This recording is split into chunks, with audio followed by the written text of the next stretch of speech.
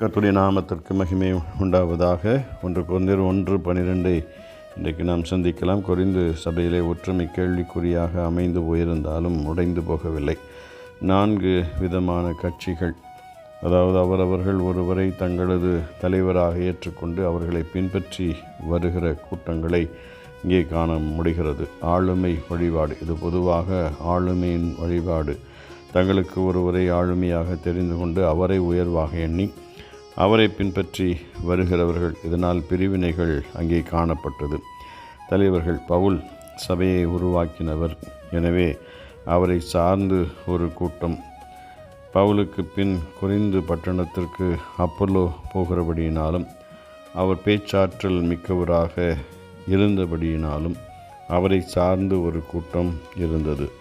சிலர் கேபாவை, அதாவது பேதுருவை சார்ந்தவர்கள், இயேசு கிறிஸ்துவினுடைய சீடர்களிலே முக்கியமானவர் என்பதனால் அவரை சார்ந்த ஒரு கூட்டம் அங்கே இருந்தது.